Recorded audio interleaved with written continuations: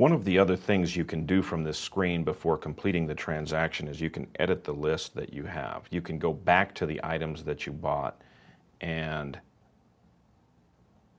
actually decide, do you really want this or not?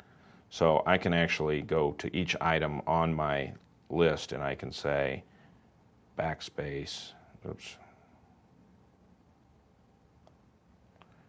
and I can say I don't want this one, remove item. Now I've gotten that one taken off. I can do the same for this one, and I can say, actually, I want this to be 10 of them instead of 1 because I bought 10. So then I can save that. Now my quantity went up to 10.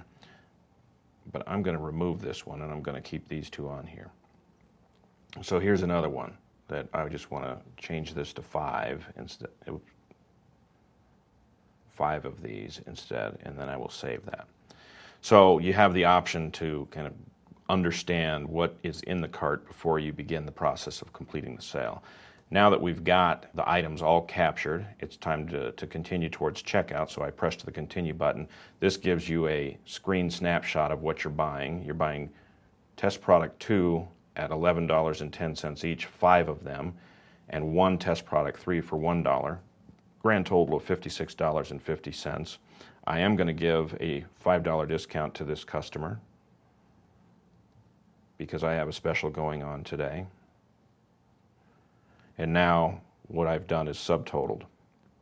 So it's now time to take and finish the transaction. I have an option to either swipe a card or pay by cash or check. So what we're going to do is swipe a card, and it's as simple as running the card through the card reader.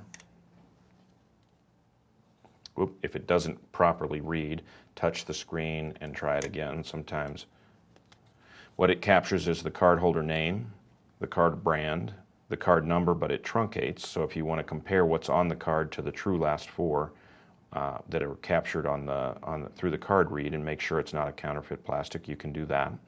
It's got an expiration date, and it tells you the total amount of transaction. So now it's time to move on to the next and get the signature. And this application supports an electronic signature. So we're just going to have the customer sign on the screen. Once they've signed, if they don't like the signature, they press X, it clears it, they can try again. If you want to add a tip, this is where you would do it. Remember that we had a tip suggested percent of 18. If the customer says you did a great job and I want to add more, I simply press the plus and it moves it up. Or if they think you didn't do a good job and they want to reduce it, they simply press the minus and it reduces it down. We're going to give a 20% tip. So the tip is then added to the total transaction. The charge that is going to be applied to this Visa card is now $61.80. Press charge. The payment was approved. The amount approved was $61.80.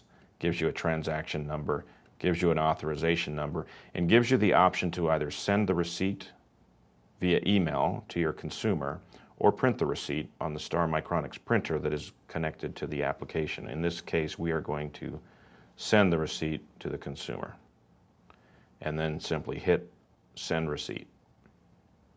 And there is a note down here that says email was sent. So we are done. That is one transaction. Now I'm back to a brand new empty cart. If I go back to the history then, I can look into what I just did, and that transaction that we just completed for $61.80 is now in the history of this particular merchant's batch for the day. If for whatever reason the consumer would come back or say, you know what, I really didn't want that, you do have the option of voiding the transaction if it's unsettled or refunding the transaction if it is settled.